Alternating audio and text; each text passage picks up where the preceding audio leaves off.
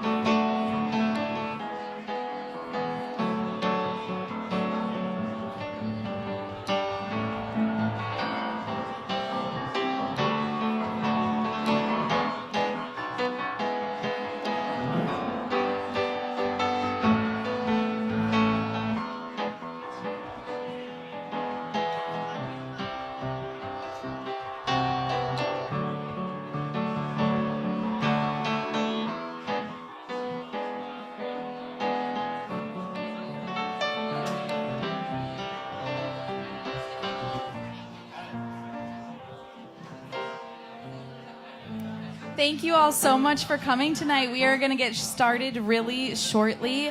Many of you are already doing this, but if you haven't already, please introduce yourself to somebody around you.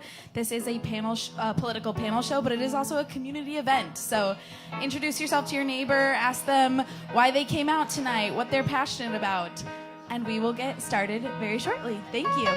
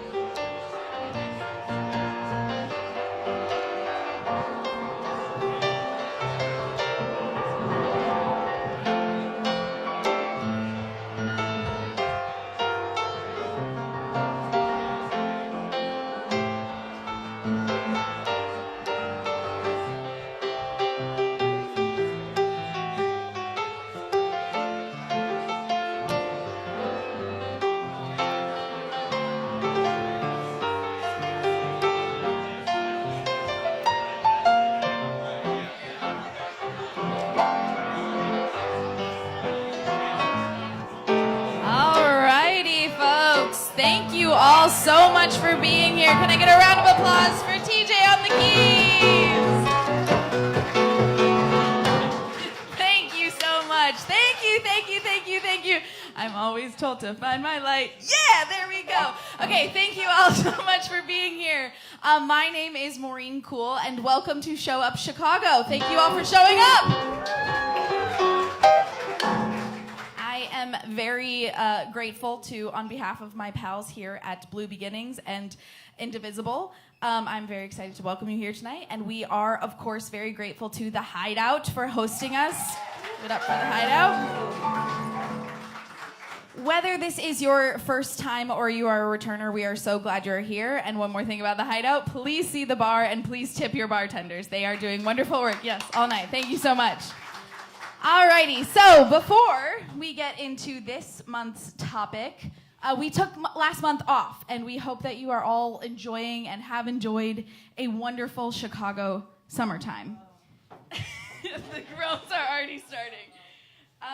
Unfortunately, it does seem that this administration continues to be obsessed with what it cannot control and launched Operation Midway Blitz at the beginning of September. We have, even as recent as this week, learned from Governor Pritzker that Homeland Security asked the Department of Defense to send 100 troops to Illinois to protect, seemingly, them from themselves. This is, I want to say, as I'm up here to kind of lighten the mood and set the table, it is difficult to talk about because this is a perfect example of how unserious and stupid seeming the Trump administration can be when it comes to implementing their agenda. And yet, yes, it is incredibly serious for our neighbors, so we want to make sure to point that out. Operation Midway Blitz is a plan that the federal government says is an effort to crack down on immigration enforcement in Chicago and Illinois, but I personally think it instead sounds like what happens when you can't get a flight out of O'Hare at Christmas time, am I right?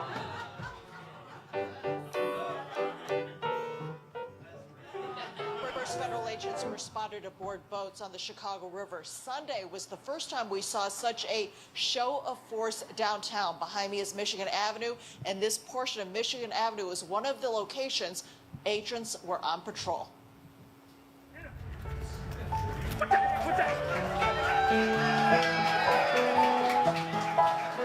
Scenes like these were what people downtown saw Sunday afternoon. Agents in military fatigues were near the Wrigley Building, Millennium Park. They were also on the Riverwalk in the Gold Coast and on Clark Street in River North. So in case you guys didn't hear that, it sounds like they were at the Wrigley Building, Millennium Park, Clark Street, and River North. I'm really glad that they get to see the big, bad, beautiful city that Chicago really is. And hey, everyone, we can make sure that they add Lower Wacker Drive to their list, so then they'll be lost for the next month. Also, before we move on from this, can we just take a look at how he got in the bike lane before he took off? That's Chicago, baby. Okay, so again, like I said, this is tough. This is a tough conversation, and we want to try to find hope in this time, but we also acknowledge that unlawful behavior from ICE agents in our city is happening. We know a lot of you were here for our conversation in July about how to protect our neighbors from ICE. But given the state of our city, we want to make sure that we reshare this hotline so that if you know someone that needs assistance or you want to report an ICE sighting, please take a picture of this or write it down. We shared this last month or in July, but I will also have this afterwards if anyone else needs it. Say the number for the radio. For the radio, 855-435-7693. Thank you, radio. All right. Speaking of hope, the Cubs are going to the playoffs. Okay. No. Recently, the Chicago City Council unanimously passed a sweeping zoning reform that eliminates parking mandates for most residential and commercial development in the city. So this is what we're going to talk about tonight. In case you missed it, I said unanimously, which is wild for a city that can't agree on whether we should call it pop or soda. Thank you. this new ordinance, developers are no longer required to provide any off-street parking in transit-served locations in most districts. Given our transportation network, much of the city is covered. This is a win for expanding affordable housing, and that's great. However, we are still struggling as a city. The cost of living is going up, and the shortage makes competition tight. So, we here at Show Up Chicago got reflecting on the fact that we might be a little helpless federally, but why can't we take care of Chicago and Illinois locally on a survival level? We love Chicago because it's a big, diverse city full of life, and you can afford to live here if we keep it that way. So Marge and Tom are going to give them their full, proper introductions, but we are so excited to dive into this topic with Richard Day and Andre Vasquez, and they're going to share more about how we got here and what we can do moving forward. So really quick, before I have them come up on stage, I have to say tonight's panel is recorded for a podcast and radio show. The time is tight, and so are our microphones.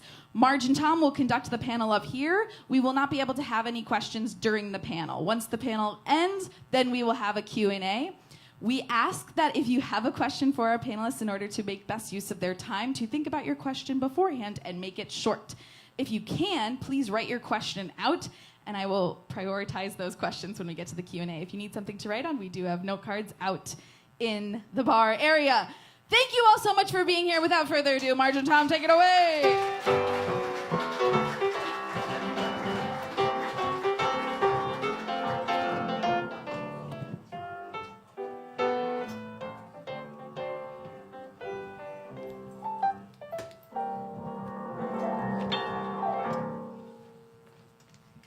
Be prepared to the right page here. Welcome to Show Up Chicago. How great to see such a packed room. This is a community gathering and political panel show presented monthly here at the Hideout. I'm Tom Moss with Marge Halpern. We're part of the leadership team for Indivisible Blue Beginning. First, I do want to pick up a little bit where Maureen left off, because we are more than aware of the horror that is happening around us in our city, in our region, and I think Maureen gave us a pretty good summary of it. It's okay that we got a couple minutes of fun out of that little bike video, right? We needed just a little humor, a little lightness, but it's a heavy topic for sure. None of us are fooled or distracted by that. We know that you will all stay focused on your resistance work, as will we, and we're grateful for everything that the folks who join us on Show Up Chicago are doing. But that is not our topic for tonight. We don't put these shows together as a way to chase the day's headlines. If so, we'd have had to just revamp this show in the last couple hours when the news about the new military deployment is just broke. So we're not doing that, but we do hope to build on the work to save our democracy by helping shape ideas and policies that can improve life in our community. Because we often talk about what progressives will do when we are back in power, but we do have power now, and there's so much we can do to improve life in our communities. It'll be a bonus to be better informed when we have national power, which I do believe we will, to make government work better for people. Amen. And just picking up on that last point about government, it's good to remember that one of the purposes of government is to make life better for people. We lose track of that sometimes. So tonight's conversation, like all of them here at Show Up Chicago, is framed to identify ways that Democrats and progressives can demonstrate that we're not just the goodies, that we can actually get things done. We haven't done so great at that. I think we might be able to agree, but we need to do better. So we're discussing the housing crisis, which isn't unique to Chicago, but it seems like a good place to start, and there's already stuff happening to make lives better for citizens of Chicago. So joining us to get a handle on this crisis is Richard Day. He's a former policy staffer in the mayor's office, writes A City That Works, which is a Substack blog analyzing housing, transit, and governance. And Andre Vasquez, Chicago's 40th Ward alderperson. He's a son of Guatemalan immigrants, former hip-hop artist and organizer. And you got a microphone there. It is true. That's factual. Maybe. Now he is a leader on the council on immigrant rights, transportation, and other issues. Definitely a goodie, helping make Chicago a better place to live. So let's welcome our guests, please.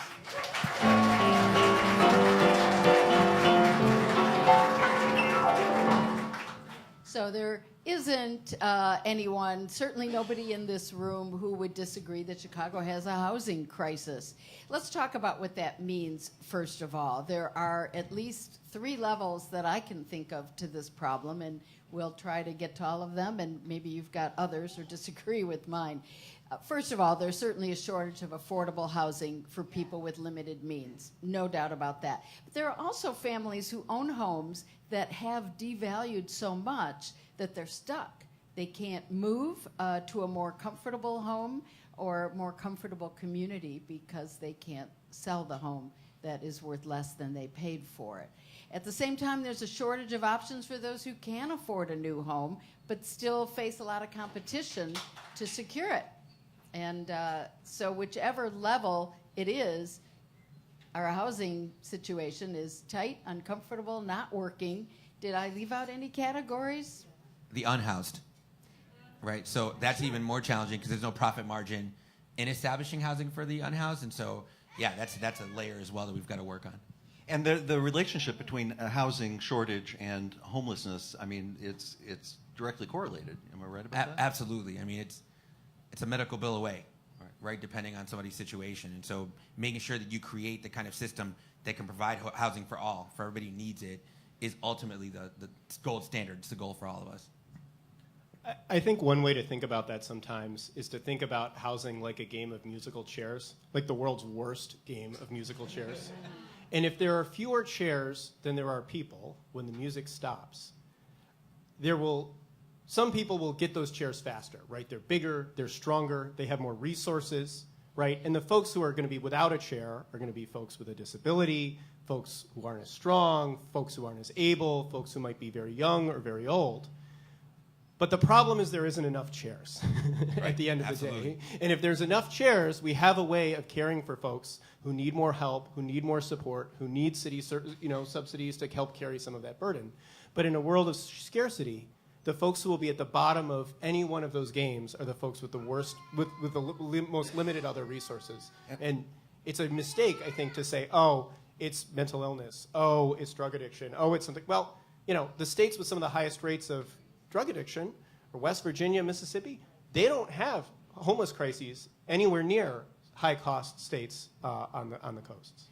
Well, it seems like the solutions to these different sectors might be different, but the way you describe it, they're really interconnected and related, right? Yeah, absolutely. I mean, you've got to think about the fact that, again, one accident can just change what tier or status you're at. And he's absolutely right. If you don't have enough stock and not enough housing, period, then you're increasing your homelessness. And now you're increasing the amount of costs that you have to address it with. And now you have less funds to work in government. So the whole thing is it's a spirals if you're not addressing it proactively. And do we think the housing shortage is about 120 units? Is it 120,000 units? Is that the number we're using, or is it more than that? I think that was the number 4 years ago. When I started writing this, the city papers said 100,000, the DOH study. Now it's at least 120, and it's going in the wrong direction. Yeah. So let me, and this is a stupid question, just tell me we can move on, but there's a housing shortage of 120 plus units. There's also, 1,000, thank you. If only, if it was 120, right? So what is the relationship of the housing shortage and affordable housing? What exactly is affordable housing, and what are we talking about when we talk about affordable? Are we talking about SROs? Are we talking about boarding houses? I mean, what exactly is it? I'll start and then get corrected by It's the not expert at all. on the city council. At least it's not a stupid question. Well, it's not a No, not stupid at all. question at all, and we all talk about it a little differently depending on the moment or the way we're thinking about it. So, how affordable housing is housing you can afford. Bingo. That's what I was going to say, actually. Yeah. I was like, yeah. So there's housing that you can afford, there's housing that someone else can afford, kind of situation. And then, but when we talk about housing that we think of as lower cost housing, right? Housing someone who is making less than the median income, or, significantly less than, say, the average in Chicago can afford, that really splits into 2 buckets. One is what we would call naturally occurring affordable housing, which is like the worst. It's a terrible phrase. NOAA. Yeah, NOAA. Right. We'll put an acronym on it. That's right. That's right. Yeah, that stuff, that's the courtyard apartment that was built 60 years ago that's still pretty cheap. The landlord hasn't really cranked the rents in a while or renovated them. It's just like not that expensive. Someone's doing fine. That's the majority of our affordable housing. And then there's another set of housing, which is housing that the city has built or supported building and is deed restricted to say, hey, you have to make 60 grand or 40 grand or 50 grand a year. If you make more than that, you don't qualify for these units. Yeah, I think typically just for like 23 years is kind of the deed. And as you might imagine, it's what everyone says. It's like $800,000 per unit. And what you're getting from that return is marginal as far as the actual unit count. So it's also just building in general, right? Because if you've got more supply, then market and competitiveness levels out some of that. But because people aren't building enough, it actually constricts the amount of supply and then shoots the cost up for everything you're trying to like rent or buy. Yeah, to put it another way, if you can't afford to make rent in Chicago while you make 60 grand a year, which you can, people can, then the city's got to support or try to find a way to support with deed restricted affordable housing people all the way down. But instead, if you could make it fine at 60 grand a year, but you really need help if you're making 20 or 30 grand a year, all of a sudden the city funded affordable problem gets smaller and we have more resources per person to help folks at the bottom of the income distribution or who need other support. So there are solutions. There are solutions that we're trying here in Chicago and that other cities are doing. We mentioned most recently the transit-oriented development that Maureen mentioned at the top. That did just pass with the impressive unanimous vote. So rare. But now zoning changes have long been like the third rail of Chicago politics, right? And it's tied. How did this happen? Given the adversity to any kind of zoning change in this city? Okay. Neighbors. That's the reason none of this moves. With backyards, right? Meaning like, people will often say, well, it's aldermanic prerogative, but it's actually community prerogative, right? And that is the unfortunate part. Meaning everyone wants density, they just don't want it on their block. And so now you have to deal with, like we do a community-driven zoning process. We actually let people know when there's a zoning proposal. We have a Zoom call or a meeting with all the neighbors in the area, give them a form, a survey, and then get a response back within 2 weeks, right?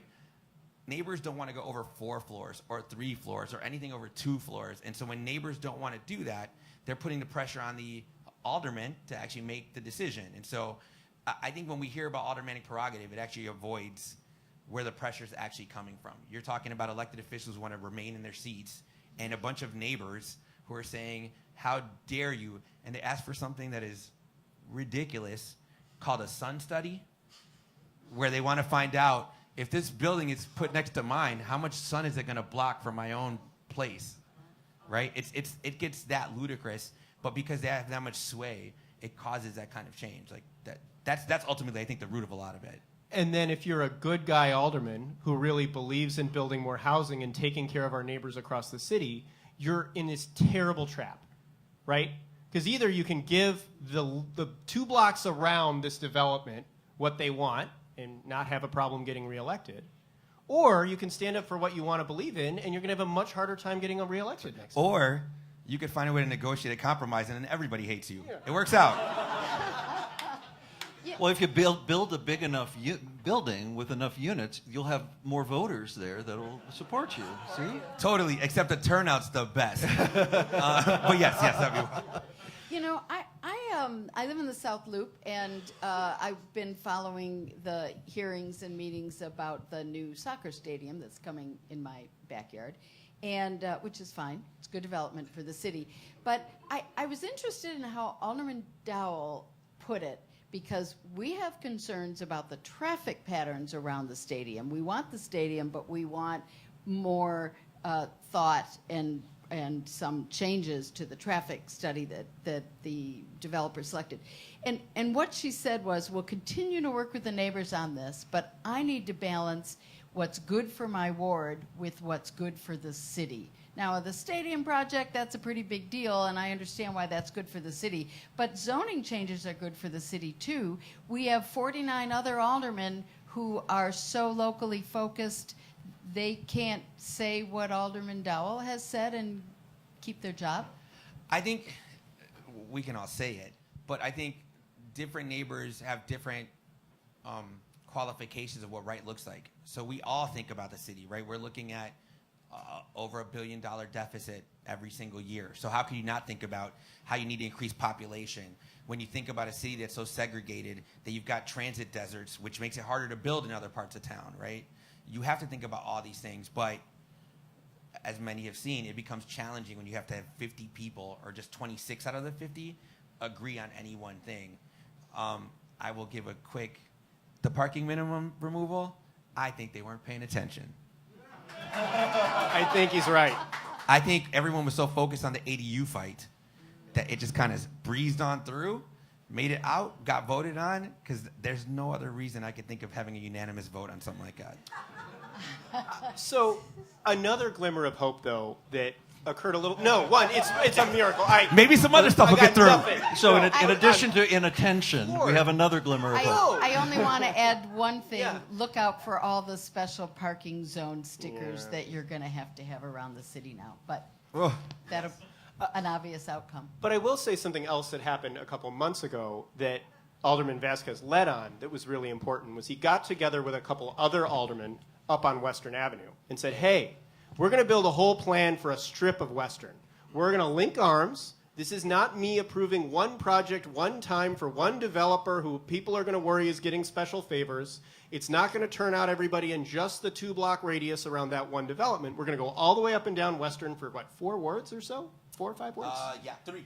3. So it's 40, 47, 49. Yeah. Yep. We're going to do some real planning that's going to translate into real zoning changes. And then anybody can build knowing that they've got better zoning and there's better options across that part of That's town. right, kid. And the sky didn't fall.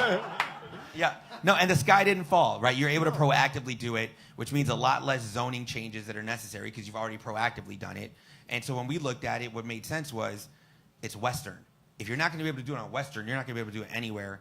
But there is a model then to follow if there's other communities where you want to upzone and say, you know what, if you want to do a 2-flat or a 3-flat, let's do that, no problem, as opposed to what was happening in the past where alders would downzone it to single family only, so you couldn't get anything above that. And that's actually what compressed a lot of the naturally affordable, natural occurring affordable housing, NOAA, in the area. The result of that, as one of your colleagues has written in your Substack, I think it's one of Noah's, that as a result, we have zoning restrictions that don't allow building housing that we already have in the ward. So if you have 2 flats, 3 flats in some of these districts, 6 flats are old courtyard buildings and those kind of, typical Chicago buildings, because of those newer zoning rules, you can't go back and duplicate those same units. That's right. Couldn't we start there? They're all referred as non-conforming, right? And so that prior to this ADU pilot expansion, because it's not full citywide ADU ordinance, all the basements are not conforming. They're illegal, right? And so none of that is helpful. The garden apartments. Yeah, you mean, exactly. None of that is helpful. None of that add to the tax rolls. None of them are actually kept up to code because they're technically not, legal. So trying to get that back on is actually what the goal was, to try to get this citywide expansion of it. You've mentioned ADUs a couple times, and that is, for the uninformed, additional dwelling units. I've also seen accessory dwelling units, so Accessory, yeah. doing business as. Okay. This is, or granny flats or coach houses. These are those units in my backyard that I can either put my mother-in-law in, God forbid, or better, rent to someone that as an affordable unit. Why should I not be allowed in the house that I am paying for to do whatever the hell I want in my backyard? Oh, you're talking to the wrong guys. We're not the ones that asked that one. You might need to take that up with Marty Quinn. Yeah, That's for sure. Unfortunately. So what are people saying is the reason? I mean, what is? Oh, yeah. Talk about that debate. All right. It's a lovely word called character. You're going to ruin the character of the neighborhood, which is very coded language that if you look at it historically, you know exactly what's being meant by that. Undesirables? Yeah, Yeah. 100%. And so Not it's like me's. Exactly. Like, And what's interesting to me is there was a time where it was all about how knockable the wards are, right? It's how you talk to voters. It's how you make sure you secure a base as an elected official. So adding a coach house doesn't fundamentally change that. You just walk a couple yards, knock on a door behind. So it's clear that it's not about a density thing. It's about who is potentially going to be moving into these. And that's very much, it's about race. It's about class. Income. And they don't use those words, right? They just come up with character. But we got some progress last week. It wasn't the bill that you wanted, but it was something. Yep. You feel good about it? Yeah, we'll see. So I think there's a part of it where you can opt in. Yeah. Can you kind of give me the sort of lay of the land? Talk with about that? what you wanted, what was in the compromise, what you wanted, what Alderman Quinn was pushing in the compromise. So which the last two you things might need to pretty help much on the are curve. I got you on this one if you Because want. what started compared to what ended is just not. I'll tell you what we wanted. Citywide, everywhere in the city of Chicago, legal, done, get it over with, right? That is not what happened because people who wanted to stop it came up with different rules of affordability at first, because that's what slowed it up in the beginning. They were like, no, if you're going to build these, they have to be affordable. And I get the want to do that, but it might impede the ability to build more. But yeah. Yeah, so quickly on that one, because it comes up all over the time. It's totally understandable. If you're thinking about it for the first time, you're like, yeah, we have an affordable housing crisis. Why don't we make sure all the new housing is affordable, right? character. Sure. Well, no, but you can do a little at column A and a little at column B, right? You can say you oppose a character over here, but if you're up in Alderman Vasquez's neck of the woods, it's probably not a great talking point to say you're here for the character of the ward and you want to. Some people do, but Yeah, I bet not it- my neighbors. Not so much in your Whatever. neighborhood. No, it's easier to say make them all affordable. Well, guess what? Once you make more than 20% of them affordable, the number of affordable units that gets built goes down. Because once you break that 20% number, it's not worth it to build the units in the first place, right? So you can stop them from building the units if you say all of them have to be built at a loss to the person Exactly. building the units, right? And if you say, for example, like a 3-flat, if you say, yeah, we'll allow 3 flats across the city, only if they're affordable, or only if one of those 3 flats is affordable. Or two. Or two. Two are affordable. So Yeah. please try to make your money up with the one unit by building the other two, and you start seeing how the math doesn't add up. And so ultimately, someone who's looking to build won't. And you actually won't see the build that you want to see, right? So even though you may have the best of intention in wanting to have the affordability, you've actually impeded the progress. And so that's what stopped it the first time. Bennett Lawson could have passed something more clearly substantially more effective than what got passed now, but the reason it got stopped the first time was because of that. And in the time that it took from that to try to move something, dun, dun, dun, dun, Marty Quinn shows up. And he came up with a whole nother curveball. Yeah. You're like, And Marty Quinn is a smart guy who goes back a long way and has a lot of relationships. And kind of at the last minute, from the outside in, I got no special insight. I was telling Tom earlier, I try to figure out what happened and what went wrong. I can't tell you where this is going. But he came in with a demand that functionally union labor be used to construct all of these ADUs. Right? Now, I'm really pro-labor. This room is really pro-labor. But guess what? You don't need organized labor to build single-family homes without an ADU, right? So there's this special requirement for organized labor to build an ADU.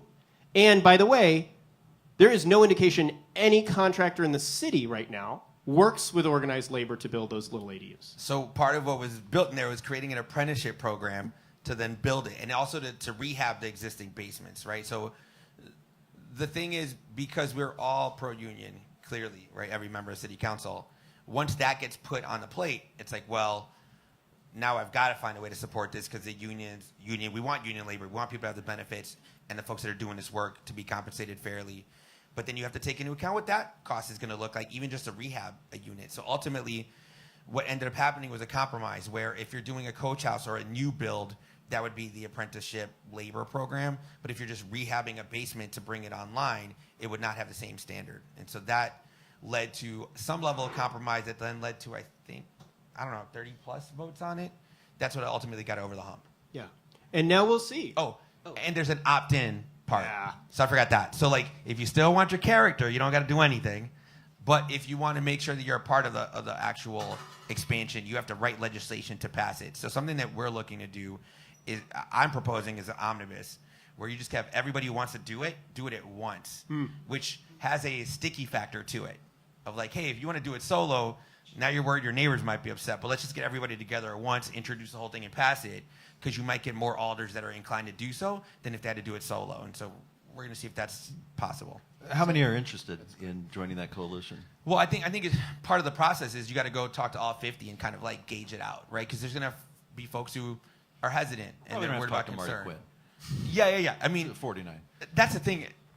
We had enough to pass it, but you could imagine there's folks who voted to pass it who are like, yeah, but I'm not going to do it, you know? So it's trying to figure out what that share can look like to continue expanding it. And right now there's been a pilot. Like 40th Ward has been part of the pilot since it started. But bringing more people on is part of the goal. Is there any hope in building on that success? I mean, once you have that western corridor and once you have ADUs going in your ward without the sky falling, will that help?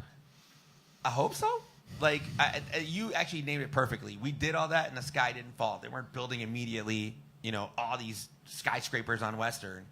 But that fear is palpable even if it's not existing or not justified. And so I need more education to neighbors, right? Like sometimes what we do is we'll do a zoning change and they'll go, I can't believe you did a 6th floor thing next to my 3rd floor. And I was like, okay, well, we could either do one big thing or we can proactively upzone your whole neighborhood so you can do 3 flats and make it kind of even out. But it takes a lot of education and awareness to get people to wrap their heads around it. I would say all of that is true. This is still a slog. This is why these sorts of conversations are really important because, one, overall, the numbers say that people probably want more housing across the board, but you have to make the hand-to-hand combat conversations word by word. But in addition to the success of Western, it's inspired other efforts by other alders. So in particular, Broadway is going through a similar exercise for upzoning. Alderwoman Lenny Hoppenworth has been really brave about facing down some organized opposition in our ward and saying, hey, the surveys from people in my ward say they want it. The overall engagement says they want it. Folks who are working 2 jobs or taking care of kids after, kids after school may not be showing up to all these meetings, but there's support for this. And so that's another, that's a version of some of this that's building on the work that started on Western. Yeah, I think part of the thing I wish people would understand is, first, property taxes don't go down. I think we all understand that. But, I know, shocker. I was going to work on that for you. But you can lessen the degree with which they rise because you're sharing it with all the other units that people own. So the more property you have online, you're helping impede the way it rises so quickly. But if you don't do that, you're skyrocketing it as well. So, for example, what's occurred, and this is the opposite, right? You'll see somebody tear down a 2-3 flat and build a single-family home that's like $1 million plus. Now you just jacked up the property value on that whole block.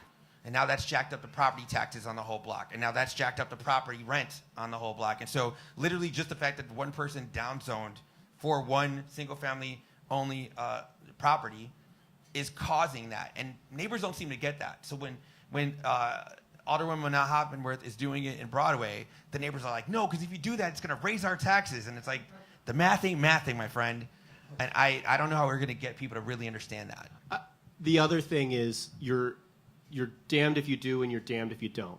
If the change would lower people's property values, well, we can't have that. That's terrible. You're going to hurt my core piece of savings. You're going to hurt my home value. Like, what are we doing? Right? If the change might raise people's property values, you're going to raise my property taxes. This is going to be terrible. I'm not going to be able to afford to live in my home. Right? Yes. And then any change becomes a reason not to do something that welcomes more Chicagoans and expands our property tax base and lowers housing costs. We did want to talk a little bit more about property taxes and the impact of this whole housing conversation. If I understood the Tribune article from last week about assessments going up significantly on the south and west sides, part of that is the cyclical reassessment, but it also appears that because there are a lot of vacant properties and foreclosed properties that are still boarded up, vacant lots where property's been turned down, that because the property tax system is what you said earlier, that there's a total number the property taxes have to raise, and it's divided by all the properties that pay property tax. So does this not impact the south and west side when they have so much vacant property that they have to make up some of the difference, or is it spread citywide? I'm not clear about that. But clearly vacant lots and boarded up property does hurt everyone, whether you live next door to them or not. I think it does, but maybe not exactly in that way. So, for example, like there's also the shift between commercial and residential, which is a bigger impact, right? Your commercials have more weight politically, so they're able to kind of shift off some of their assessment. Now the residential's taking on more, and so that becomes a fight. I think the part that you highlight about parts of town that have the vacant lots are such a larger problem to address. Because if they had properties that were built there, even at market rate, they would be able to absorb it. But because those communities, I mean, we know there's reasons why highways were built the way they were to divide parts of town, right? And why trains aren't able to access certain parts of town. It was clearly racist and segregationist, even here in the inception of this city. And now we're still bearing the rotten fruit from it. You can't build there because no one could live there and then try to get to work or get to where they can get groceries. But it's there. It's like perfect like brownfield to be able to build on. But you've got to find ways to incentivize people to do so. And the other piece of this that we haven't talked about yet as much, but is an important part of the conversation in Chicago, is there are parts of the city with red hot demand that look like San Francisco or Brooklyn or Manhattan, right? A lot of those are on the north side. Some of that is migrating to other parts of the city. There are other parts of the city where there isn't that same demand, right? Home prices aren't going for that much, rents aren't going for that much. And that means that if you have a vacant lot, it's harder to justify building new market rate units on that plot of land. And we desperately need new market rate units on those plots of land. We need them for safety, we need them for a sense of community, we need them for our tax base. But if we can't figure out how to help control some of the costs of building those market rate units, it's going to make it a lot harder to support the investment that communities desperately deserve across parts of the city. That Plus, you name cities and parts of town that'll reflect. Brooklyn does not look like Brooklyn 20 years ago. Wicker Park does not look like Wicker Park 20 years ago. Logan Square doesn't look like Logan Square 10 years ago, right? Because it's all so condensed and turned over because the cost keeps getting higher. People keep getting priced out. And because there's no housing in other parts of town to actually move to, and people largely don't, they're leaving the city. So you're losing population at that point, which leads to a self-fulfilling prophecy of a property tax that doesn't pay the deficit that you've already got as a city. And so it leads to public safety issues. It leads to everything. And it is at the core of how you can solve the problem, is really trying to get that build going everywhere.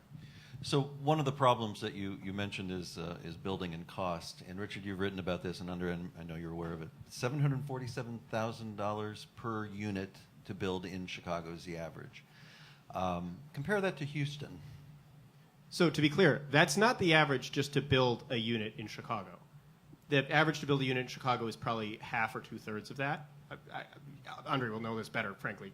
But that's right. That is the cost to build an affordable unit in Chicago. That's the cost for government to build the affordable City. Right, unit. so City. that is the cost. Right. Good, thank you. That is the cost for the city to say, hey, we're going to put a bunch of federal tax credit money into a deal in order to make the math such that this unit can get built. And also to be clear, because this never gets clarified, out of that 800,000, 700,000, that's not all city money, right? That's government money. So you've got city, state, federal that make up a part of that, but the cost of building it is that. And we as a city, I believe, don't do a good enough job to parse that out. So everyone thinks like, great, city, you're spending that much per unit, when it's like, it's not as clear cut. I'm not sure that gets us off the hook at all, actually. Oh, okay, yeah, I want to hear this. I want to hear Because this. we're getting a pot of money from the federal government that's pretty fixed year over year for LIHTC dollars. And we're directing it. Right, and That's we're fair. directing it. So even though it's like my mom's money, if I'm only using my mom's money on one deal instead of using my mom's money to make 5 deals pencil, that's on me. Yeah, that's kind real. of thing. That's real. So That's fair. driving the cost down matters because we get more units if we drive the cost down. And It's I not like- like we're burning taxpayer dollars. And I'd like to add that counting on federal dollars for our city for anything right now is not a good idea. So if we could build this for a third less and not need the federal money, we can't let this administration paralyze our affordable housing plan because Trump decides to pull the money. As soon as he hears our show, No. he's going to take it away. That's right. But then the challenge becomes, and this is something that's real, it's like the building code itself. Meaning a lot of the things that lead to cost are what the code is to provide safety, right? And some of them may be outdated and need to be revamped, but they Maybe. kind of are there. The other is what labor you're paying for to get it done, right? Which is why union labor is going to cost more because the people doing it are getting the benefits. So like that becomes a challenge too, is figuring out the balance of all of the above to get something built. So I mentioned Houston, so round number $750K for city-sponsored build in Chicago. It's more than, it's half that, less than half that to do city-sponsored builds in Houston, which is the next largest city to Chicago. So what are they getting that we're not getting? Well, first, they're getting a lot more housing out of it. That's the most important thing to think about. If the goal of an this is true all over the place. If the goal of your lead service line reduction program is to get rid of lead service lines, you should think about how many lead service lines are getting out of the ground per dollar, right? Or how many dollars per lead service line. Same thing with the housing. But one of the most important things that Houston does actually isn't. There are things we will always want to do correctly and appropriately that will cost more. We want workers to be paid decent wages. We want safe buildings. We're going to have higher environmental standards than Texas will, and that's probably a good thing. Guaranteed. We should, right?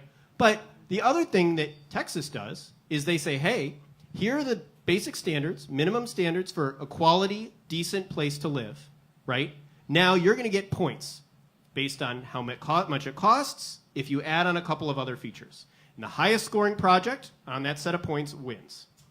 You know how you get awarded dollars if you're a developer in Chicago to build affordable housing? Afraid to ask. Nobody knows. Yeah, no. Nobody knows.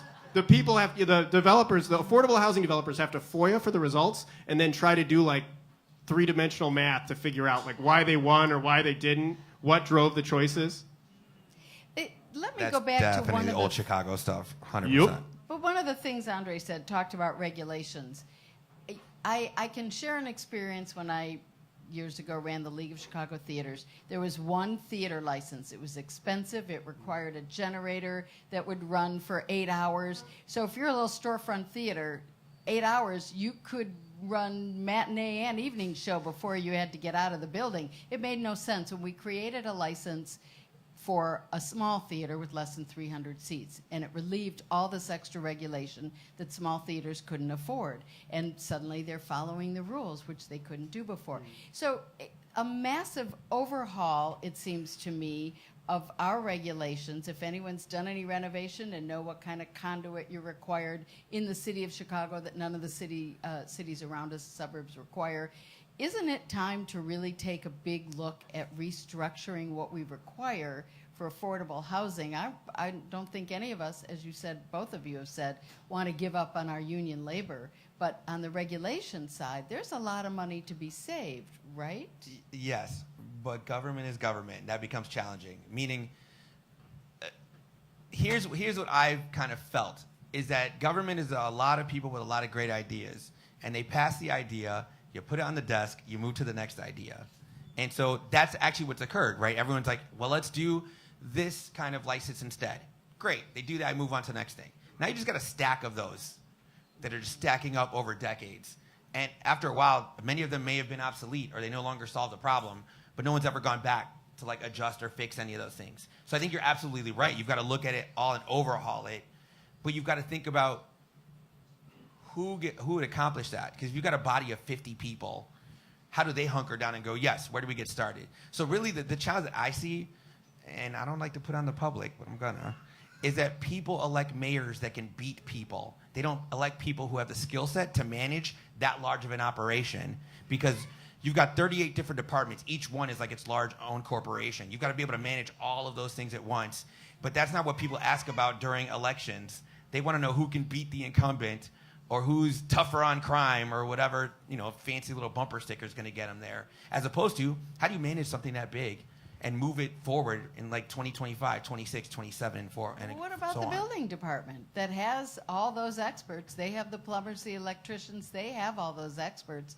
Do they have the Shouldn't- will? I mean, is They that defer to the mayor boss. would give them the will. They would do the work. Well, but the issue is they defer to the boss. So even if they've all got the ideas, they go present it. A mayor's office then has to look and go, what are the priorities? So right now the city's got a cut the tape initiative, which is effectively some of that, right? But it's looking and identifying what's your low-hanging fruit? What do you need to pass legislation to do? And then how do you convince a city council? So it's incredibly challenging to be able to manage the relationships to get that going. And again, we're not electing folks that have that kind of skill set. So Houston is a government, and their cost is less than half of our building costs. Is it that they don't have the legacy of the Chicago way in their way, or have they figured something out that Definitely we part haven't of it. figured out? Yeah. Yeah, so that's part of it, but this is not a unique, the Chicago number is bad, but the California numbers are equally horrifying. I don't know what the New York number is because I couldn't dig it up. Houston was a good, next city to look at those numbers. Of course, agree with all of the reasons. It makes more sense to throw one more line on the rules than the past. We've got someone looking at the economic disclosure rules. It's a really exciting, sexy topic about Love it. what you have to sign on the dotted line for. That started as a one-page disclosure 30 years ago, and now it's hundreds of pages if you're trying to build something new. Because, hey, why don't we it would be You terrible. guys forgot about this. Yeah. It would be terrible to do business with a company that profited from slavery. It's has that ever stopped us from doing business with any company? I mean, but it should, though. Just going to say that part. Well, but this is how this snowballs. None of it is a bad idea, but when you don't recognize the trade-offs between this thing that you want and the next thing that you want and the next thing that you want, then you're in trouble. So that's why I go back, not because this is the one magic trick, but the scorecard says, hey, I got 100 points to give away. I'm going to give 20 points of those away based on how cheap I can get good housing. I'm going to give 5 points of those away based on, and all of a sudden I in the buildings department or I in the Department of Planning and Development have to be honest. Yeah. What cracks me up is the amount of times in hearings I'm like, can you show us a rubric? Just, if you thought government was about that, literally asking people, I just need a rubric. How do you score? How do you figure out what right looks like? What are baselines? And it sounds like you're asking about foreign concepts because they're not how things have been determined. And so I think the more we keep asking for that in data, that's always been kind of the goal of our office, is to create the kind of transparency and accessibility where everyone can look up this data and go, I don't know why you guys are doing it this way. That would be helpful to us to know exactly what to target. But the rubric says, how many units of affordable housing are you willing to give up for triple paned LEED platinum windows? There's a number. It would be great to have triple paned LEED platinum LEED windows. But how many units of affordable housing for people who desperately need it in the city of Chicago are you willing to give up? Be honest. Acknowledge the trade-off. We can debate it. We can get yelled at in the city 100%. council hearing, right? But put that on the table and be honest about what the trade-off is, because we're talking about people who desperately need places to live, and we've got 120,000 families in the city who don't have affordable housing. And I think that's part of the challenge to it, and that's what I've been seeing is there are these institutions that are fundamentally against each other. So you'll see the progressives against developers or against the realtors. And I understand the dynamics of why that's the case. But without engagement, you don't come to a solution at all. And there is very little engagement between both of those parties. So what happens is instead of talking about what a solution looks like, they're trying to ram solutions past each other to see what gets passed. And you don't end up with anything that's going to solve anything. You end up with imperfect solutions and more clutter. Isn't a lot of this related to Ezra Klein's abundance theory? That we have all these regulations that get in our way. I'm not going to give the best interpretation of it, but he does think overregulation conflicts with our goal to have more affordable housing. It's a little bit of what Tom said at the beginning. Progressives have all these great ideas, and how do we actually make them happen? We get in our own way at some point because we want those triple pane windows because we believe in energy conservation. Or we try to do we have a bucket of money and we're trying to solve all the problems with the bucket of money instead of the initial problem the bucket of money was set up for. Yeah, I mean, I think there's absolutely a lot to be said, right? I think looking at it from an abundance standpoint makes sense. But there's also a lens of justice and race and class that are never coming into that equation because you're thinking about who makes those decisions about the abundance, right? Some of the things that are being moved forward are because you have people who have never been part of the decision making, never been a part of any of it, suffer from the fact that they're never provided for. And so that's a tough balance, right? That's not triple LEED windows. It's hey, we got people who could barely pay the rent. So what are we going to do to solve that problem? And I think what's sometimes left on the table are the people that have never been brought to the table to begin with, and that becomes a much harder thing to consider. I think, yes, I agree you've got to build more, but we also have to find a way to have real deep conversations about this, and we're watching it in real time, right? while Ezra Klein's talking about abundance, you've got street vendors being detained. You got 150 people in a building. So it becomes, and then not in a building like they live there, like 150 people detained, not a place to even sleep, that it becomes very challenging to try to consider all of these different problems. Yes, the abundance, absolutely. And also, like, we got a whole bunch of people right now that we need to solve for, and that complicates it, I think, a little. Yeah, I guess I would agree, of course, agree with that. I think the other problem is that we don't talk about development in Chicago across the city of Chicago. We talk about development in Chicago across a set of North Side wards where thoughtful, courageous alders are willing to have those difficult conversations and try to move the needle with their communities. We don't talk about it on the Northwest side or the Southwest side. And we frankly don't talk about it a lot on the South and West sides either because of some of the economic issues and the historical disinvestment that's occurred. And also, even though we do it on the north side, the developers are like, but that's not River North. It's not Fulton Market. It's not hot, right? So even if you're willing to build and create the opportunity, we upzone the hell out of Western. It's not like they were knocking down our door, right? Because they're like, no, this isn't chic. It's not in this Chicago Magazine this month. That a lot of that status also affects where you're going to build or not. If you build everywhere, everyone's going to pay something to move somewhere, but everyone wants to get in to see if they can maximize their profit margins because this place is hot. And that's also becomes a challenge. But I would also say, and this is a great group for this conversation in part because there's so much of the like, think locally, act nationally, understand nationally, how do we build power? The other thing that's worth, I think, noting here is that if we choose to grow Chicago and to make room for neighbors from Venezuela, make room for neighbors from the suburbs, heaven forbid, make it room for neighbors from across the country, right? But a city, That's too far. You went too far.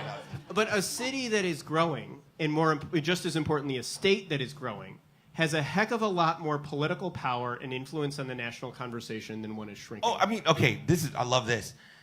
I wish the Democratic Party understood that because they can't even talk about immigration in a way.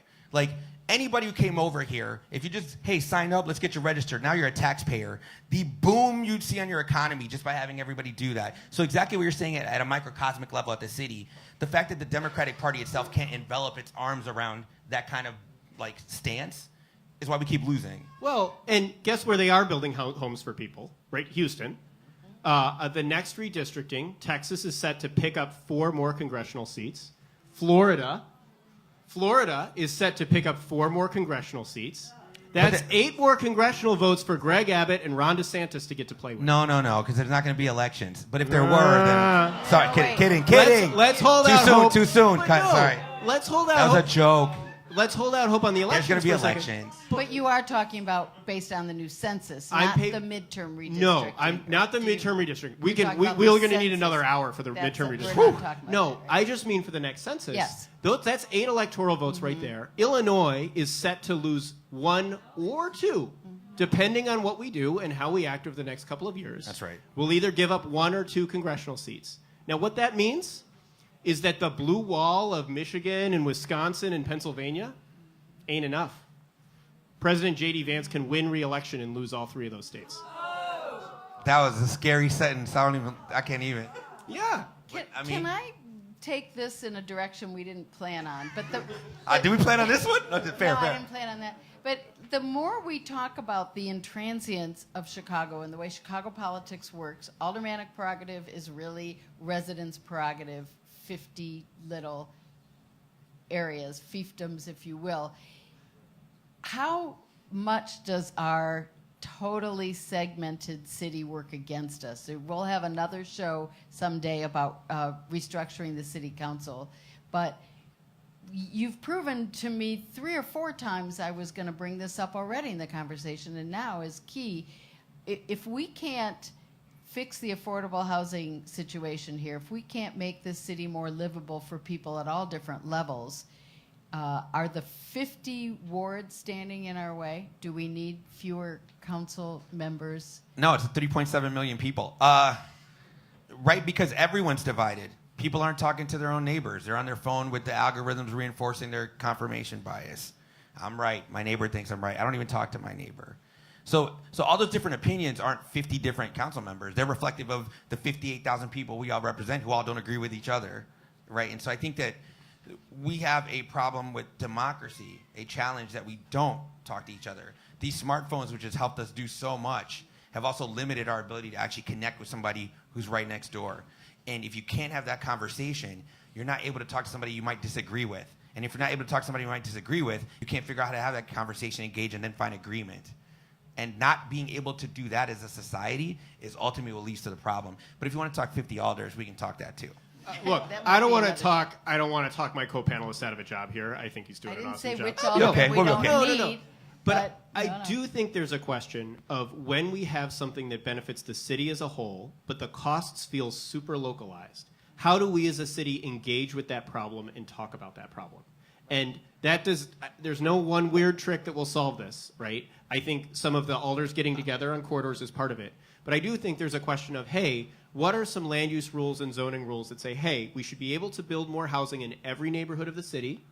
You have a lot of community input about how you add that housing in those neighborhoods of the city. It matters what people see on their block and how they relate to their communities, and that input is important and valuable. But we have to recognize that this is a citywide problem that demands a citywide solution, and probably some statewide action too, if we're being honest. I mean, yeah, I think if you created regional planners that were larger than wards, and like they made the decisions, and there were less of them, you might be able to address that specifically, right? I think there's ways to change it. I think what I was going to say about the alders is, again, these are quote unquote problems created by the public and what they wanted. Meaning, in New York, your city council members only do legislation. If that happened in Chicago, everyone would come to our office and go, why aren't you fixing this pothole? And then I'd point to them in a department. They go, what do I have you for? And then they would go to the department who had then had to address 3 million people, not just 58,000. So part of it is what the customer's been demanding. It's part of the experience, right? They want to be able to go to that office to get their thing fixed. And that's kind of led to what is a very unique position in all municipal government. And it also puts alders and their staffs in a terrible position. You have not particularly well-funded offices of good, hardworking staffers who just want to work on citywide issues and get drowned with garbage pickup or potholes. And then or you all the get rest. dorks like me who work retail and customer service their whole life, who like love all of it and still get to do legislation, right? But it's like, again, those are never the questions you get on the interview to come in. I wanted to come bring revolution. I knock on doors and find out it's about fixing potholes and tree trims. So I'm like, oh, it's a customer service job. Got it, right? But that is what government is, and it's allowed me to have the conversation with neighbors that, like, you are investors in this government. You bought it. You own it. It's yours, and you should treat it that way. And if you don't know what your employees are doing, there's some responsibility in being a part of a democracy and part of owning that government. But we don't think about it that way. So when you see me walking around with a little name tag that says alderman, you think I'm special when ultimately I'm a worker. And you have to get out of that mindset. We're not that special. Trust, I've talked to 49 of them. We're regular like everybody else. And you guys are our bosses. And you have to think about that because that's at every level of government, including the orange, rotten carrot at the White House, right? You're the boss, and you have to move as such. But a lot of people, I feel, are disillusioned with both parties. And so they just go, I'm going to sit on the couch and look at my phone because I don't think I'm going to get I don't think my college loan is going to get removed, right? Yeah, unless you're You're a nice agent and got the bonus, right? But I think that's how you get a more functional democracy, and I think that's what I'm always challenged with is like neighbors want to engage, they want to learn more. Our job is to give them the 101 courses, which is I'll teach you the budget with a fidget toy on TikTok or whatever, so that you can pick it up and talk to your friend about it, because you need to. If you talk to most people in Chicago, they can't tell you who their alderperson is or what they do. You have to know that to get better service, and that's my hope, is that people learn that so you get a better city out of it. And I think what is evident tonight is that a housing crisis, so many of these things are interrelated, is directly related to the future of democracy, and it's not overstating it even a little bit. This has been a fascinating conversation, and I'm afraid we're at the end of our broadcast portion, so we'll wrap this up, get your questions ready. Let me just say that Show Up Chicago is hosted by Blue Beginning Chapter of Indivisible Chicago, as well as our friends at the Hideout. If you or your friends aren't here tonight, well, you're here. If your friends aren't here tonight, want to watch this show, you'll find it on YouTube. Search for Blue Beginning. Special thanks to Katie and Tim Tutton. Jody Boltman, Avery Reel, and the terrific staff at the Hideout. Sound engineer tonight is Jonas Standerfer. John Freeberg manages our broadcasting and our recording. Thanks to Lewis University for providing additional support. And WCPT's Matt Cummings and Tim Hogan and Mark Pinsky for broadcasting the show up Chicago the following Sunday, this coming Sunday at 7 p.m. Thanks. Andy Miles. And Andy Miles. I forget Andy. Thanks to the Blue Beginning team, which is Marge and me and Chloe Madvig and Maureen Cool you met earlier, and Nick Rapkin and Mike Lenahan. One more big round of applause for our guests, Richard Day, Alder Andre Vasquez,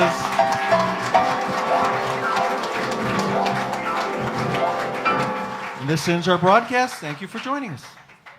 And now to the Q&A. Just so everyone knows, I will hold the microphone whilst you ask your question, and I'm going to start right here. Sir, what is your name and where are you from? Hi, my name is Stu Weiss, 40th Ward. And Stu, what's up? hey, how you doing? So my first apartment in Chicago, this will be a short preface, was a very affordable second floor in a 3-flat. And it was one of the ways that my wife and I could start out in an affordable place that we could actually start our family in. I've seen Alderman Vasquez specifically clowning on some realtors who were promoting deconversions and talking about how this beautiful 3-flat is now a $1.7 million single-family home. Yeah.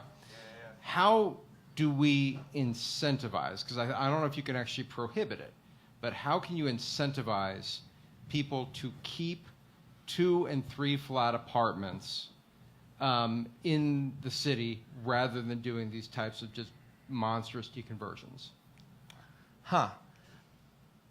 That's a tough one because I can only speak from like a little bit of experience, right?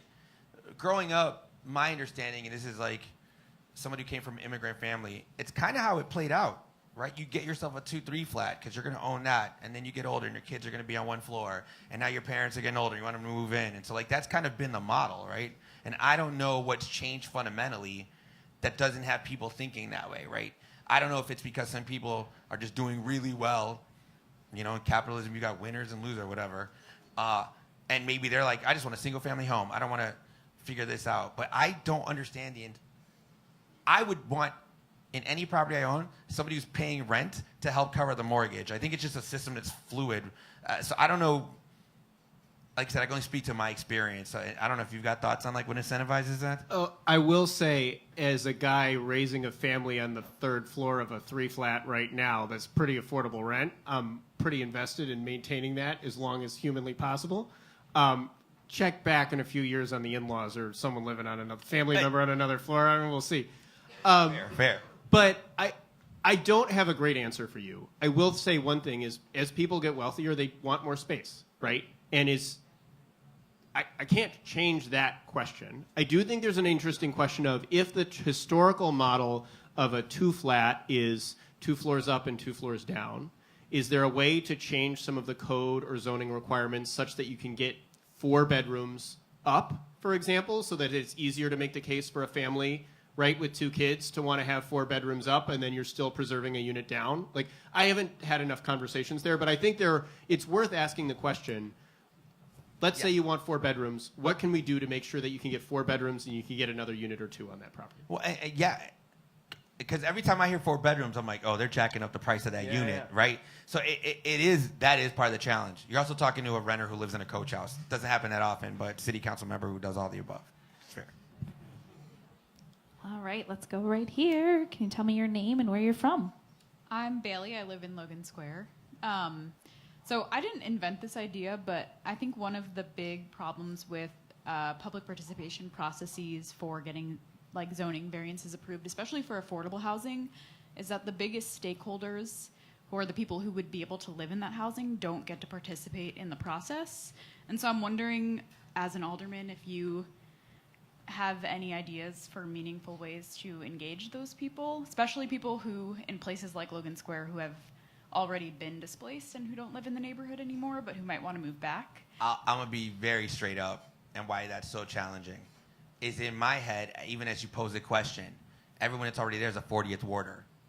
Whoever's coming in is a 35th warder right now, right? So the brain doesn't brain that properly because you're literally thinking about the people who are going to get you out of this job. And I think that's a challenging thing. Even looking at other parts of the ward, like there's like a radius when you're doing some of these zoning changes, right? That I think for me, I've made it clear what we wanted to do coming into office, and that's increasing density, bringing the affordability. And so I think by planting that flag, I just think about what the opportunities look like. So even, there'll be stuff where it's like 50%, it's a 50 split. Some neighbors love it, some neighbors hate it. And I think that, man, we got a lot of urbanists here. They get so mad when I negotiate a compromise. I'm like, this is going to be a 2 flat. We made it 4. I know we started at 5, and they're like, how dare you lose the floor? And I don't know how to explain that part of negotiation because we ended up with more than what the neighbors who didn't want anything wanted, but it's a little bit less than we started with. And so I think about that to add density is kind of how I navigate through it. And then I get booed or no likes or whatever on social media. All right, next door. What is your name and where are you from? I'm going to hold the microphone. I'm Bo. I'm from the 27th Ward. So I felt like this question was diffusely answered, but I was hoping to focus it, which was, I feel like a big issue that people that love housing deal with is that the opposition has a narrative advantage. So they have status quo bias, nothing will change.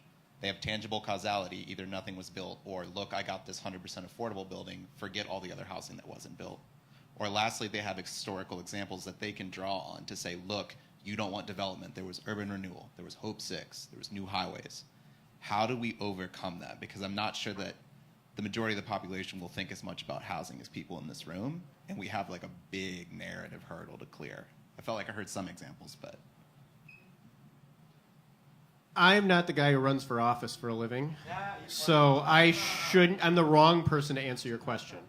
But I do think one thing that's interesting is some of the national conversation, this abundance stuff, it seeps into a lot of the brains of the folks in the 40th Ward and the folks in other parts of the city as they start to think about this.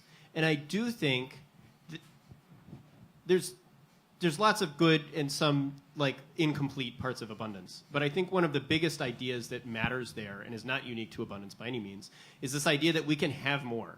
We can grow the pie. More for you does not mean less for me.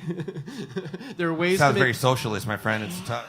There are ways to make room for more neighbors, right? There are ways to make more space. Our schools aren't full, right? Yeah. Our parks aren't full, and so I don't. That's not like an immediate answer to some of those pieces, but this idea that we want to walk into conversations with open arms and growing the pie and growing our city and being a welcoming place for everybody is a powerful lever in parts of the city that are having some of the most difficult fights around development right now. Yeah, I mean, I guess as a person who ran for office, thank you for that.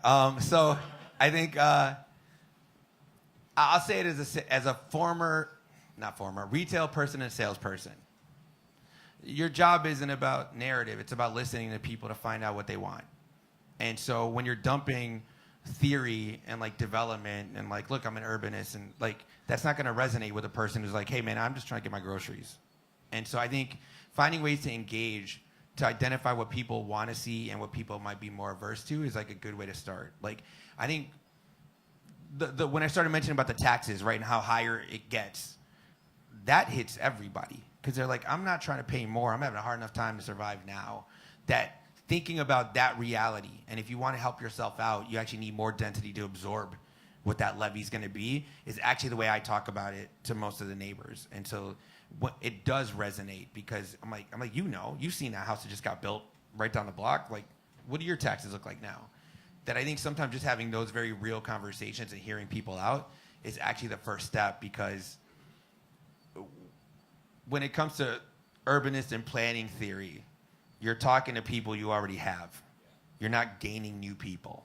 And so you've got to listen to people to understand how best to address what their concerns are and speak to them in a way where they're absorbing what you're saying. What is your name? Where are you from? Hey, I'm Michael. I'm from Lakeview. So I have a question for everybody, which is, do you ride CTA? Yeah, everyone? So later... How often is a different question. Right. Yeah. So soon they're going to be facing this huge budget deficit. And part of that is because they don't have enough ridership. If we built more homes around transit, we would have more ridership. So I have a question maybe more for rich, which is like the state level, they're so far removed from a lot of these local kind of knife fights of like, oh, we want to build a 4-flat in Andersonville. Everyone light up Andre and like go yell at him. But they don't do the same thing for the state level reps. So what can the state do to boost ridership and then also housing? So, and I really would love to get your opinion on this in a bunch of ways too, frankly. It's like a rule that the farther up you go, like the wider the geographic area, the more supportive elected officials will be for building more housing, right? And this is true on the right and the left. Like Elizabeth Warren totally gets it, wants to build across the country, right? Like it's not AOC, like it's not just a right versus left thing. Like you could pick your enemies at any level. That's half of politics, right? But there's a very clear understanding that the higher, you know, if it's just the block, that's the hardest fight in the world. If it's across the country, that's the easiest, clearest to understand. So there were two important bills in Springfield last session, one of which that would have done ADUs statewide, and the other which would have said, not so much for all of Chicago, you can build 2 and 3 and 4 flats on bigger lots. One, that would have been amazing because it would have meant that Andre doesn't get in a knife fight every time he tries to build a 2-flat near transit. But two, the biggest like undefeated boss in this problem is not the city of Chicago.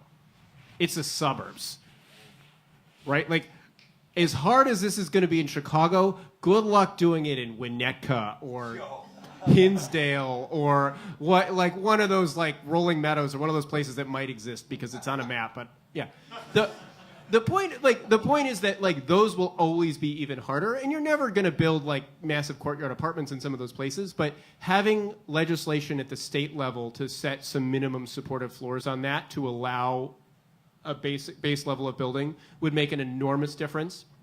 Unfortunately, both of those bills failed in the last round, but I think that's one of the most important parts of making progress going forward. Yes. I started cracking up when you were talking about the different levels of government, because it's like they're all further removed from the ground. We're the ones right there. So like I was talking to somebody about like what it's like in state government. And I was like, it's great. You guys pass something and they get the victory lap. They never see how long it actually took to get there. They're not in the weeds on what it took to pass something. They're not in city government.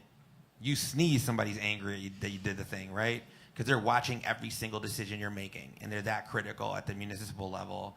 So you're absolutely right. The further removed you are from it, the more you can talk about your values and then just celebrate something that you passed, because no one's really in the weeds on how it's moving.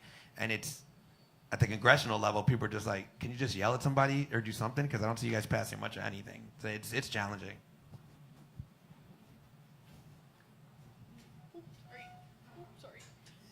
What is your name? Where are you from? Hi, my name is Lee Foley. I am a 20th Ward resident, so Woodlawn, biked up here from the south side. And so I am one of those people who owns one of those vacant lots on the south side. I own a 2-flat. I am also a first-generation 6-figure earner, which means that I don't come from wealth.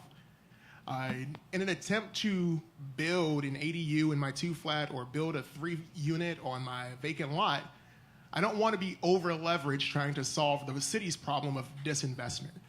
What are the resources that you all are proposing in ADU bills or any new construction bills, or the ideas that you believe need to be used to help someone like me?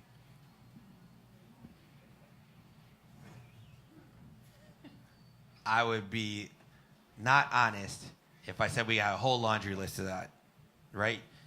Some of those challenges, and I'll just speak from my standpoint, right?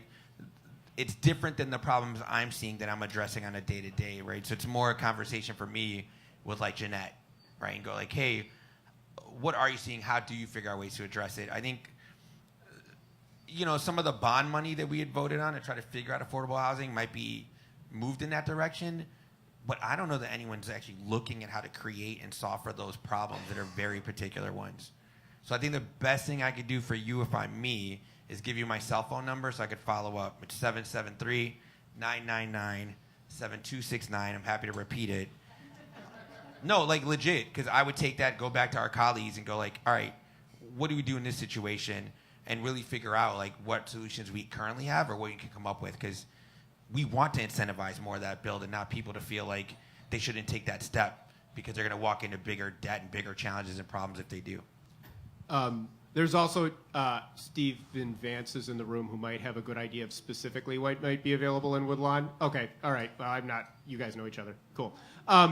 We talked already. But no, I think the other thing, though, that's challenging is who is left out of the conversation when we add one more rule about what it's going to cost to build a 3-flat, right? Who is not part of the conversation when it says, oh, well, no, you need to not just do a remediation study, but you need to pull this, that, and the other thing out of the ground in order for this to work. Oh, no, you're going to need to have 2 stairs for that building, right, if it's more than 2 units, because someone in the fire department told me once it would make their life easier downtown, right? And so, no, like, in part because some of those alders who are great alders have not been part of those conversations for a while. They are both less equipped to help you and less equipped to advocate for faster, lower cost development at City Hall. I was going to say something that made me think about was like, I don't know what city it is where you get like the automatic how-to models of what to build, where it's like, here, just do this thing. And I imagine it would be so much easier than trying to come up with a concept and move it through the process we have here at the city, right? It feels like, hey, here's the paint by number version of like what you want to build if it's a 2-flat, and then just get that thing going. I'd imagine it would be so much faster than what we have going on. This is an unnamed member of city government who I like and respect in a lot of other ways, was working on some version of a pattern book, which would be some versions of those. Wouldn't actually come with building department approval. You couldn't just build to it and then be good. And this individual told me, we don't want to have, quote, cookie cutter development. And I'm sitting there saying, 1, I'll take development in wards and neighborhoods that don't. And 2, you know what we called cookie cutter development 70 years ago? Bungalows. 2 flats. Legit. 3 flats. It's like this goes back to your priorities. What matters more? Investment in a community, housing for people who need it, or it looking really good when the plans go down to City Hall so you can feel good about it? You know what looks really good? Actually, something getting built. 100%. That makes no sense to even hear out loud. We didn't ask you this during our Q&A, but I'm going to insert real quickly because Ed Keegan, the Tribune architecture critic, wrote recently a complaint that affordable housing wasn't as creative or contemporary as it ought to be, and he didn't like the way it looks. Has Ed Keegan ever waited on a wait list to get an affordable unit? There you go. Also, like, all right. get your privilege standards of what you think pretty looks like. I think anybody that has a place to live would be happy they've got a place to live. So how about building the thing first, then figuring out the, dressing on it if you want later. Like, it's just very elitist. And the part that makes me most angry about this is not about, like, is the unit safe, right? This isn't about, like, does the unit, right, the basics. This is like, do I like the look of the unit that was built for someone who desperately needs a place to live? And such subjective standards. Like, who decides what pretty is? Like, whatever. It's a dumb argument. Sorry. No, it was good. It got that out of us. Yep. Tell us how you really feel. One more question, I think. What is your name? Where are you from? Hi, my name is Mark Child. I'm in the 40th Ward. Hi, Andre. What up? I mean, hello. How do you do? I guess my general question would be, so before moving into the 40th Ward, I lived in the 46th Ward, which several years ago with the previous alderman, very contentious discussion, shout out to anyone who's on our Chicago, where people often debate about whether or not they want to be landlords. And there's one of the biggest contentions I remember from that time was a lot of the alderman's opponents, including the current alderman, would come out and talk about how, this ward has so much affordable housing, and the other wards, they have so little. So they got to pick up the pace, and we've got to, like, expand and build up. And I've heard a lot of people on both ends of that argument ask things like, well, we want to make sure that we want to hold on to the affordable housing we have. And other people are like, well, I want to see the development because that raises my property value, that I can rent my place out and go move somewhere else. So I'm curious to know, is this an issue that's going on like in the other wards where they are contentious about this, or? I mean, I hope that makes sense. yeah, it does. I think from my vantage point, right, having to interact with all the neighbors, yes. Like, it feels like every single decision gets contentious. Like, people want to afford where they live, right? Who does not want affordability, please? Right? But that means different things to different people, right? If you're living in a house that you bought, you want to make sure you can continue living in it. You want to make sure that it's gaining in value, so later on when you retire, you can actually see the fruits of that, right? And you have people just want to find a place to live in an area that feels like it's not affordable to them. So these are always very contentious issues, and trying to navigate through that and have those conversations are actually the crux of the problem. We all want the affordability. How we get there is a question mark for everybody, and those conversations and trying to resolve those are how we can find solutions. Yeah, all of that is right. It goes to another version of, like, if it goes up too fast, this is bad because your property taxes go up. If it goes down, it's bad because your home value goes down. One other thing, though, and this is the hardest part, I think, sometimes for folks to capture at the grassroots level, it's not going to change anybody's mind in the broad, grand scheme of things, but I think it's important to understand in this room, is we've known for a long time that if we built 50,000 more units of housing in Chicago, it would be a little bit more affordable. But there are also really good studies now that say that if the alderman approves a 25-unit building, or the alderman approves more units in the 40th ward, the neighborhood around the 40th ward, that area, that 2-mile radius, will get more affordable. Not like crazy more affordable, changes the whole game, but at the margin, creating more supply in a localized area, even if it's new housing, will increase the affordability of that area a little bit. And that's a really hard thing to see and say, because you see something shiny and glassy and expensive that goes up, and you're like, what's in it for me? But explaining and communicating that creates more options and more leverage for renters is an important part of the Yeah, I mean, it increases mobility, right? Somebody who can afford that bigger unit goes to that bigger unit, which then opens up the other unit. Now somebody can move into that unit, right? So all those things occur. It's just, there's a quote from Harry Osterman that is the one that I am always going to carry with me. Because he said it to me one day, and I was like, that sounds funny, but, like, that's so real. Is that everyone wants progress, but nobody likes change. So good luck, right? Good luck. You want to see your roads fixed, but you don't want to see your roads fixed, because you got to wait for that. So it's like, I don't know what to do with that, but it's absolutely a reality that we have to navigate through. All right, we'll leave it there. Thank you so much. What a great show. And I want to thank TJ Shanoff, tickling the ivories over there.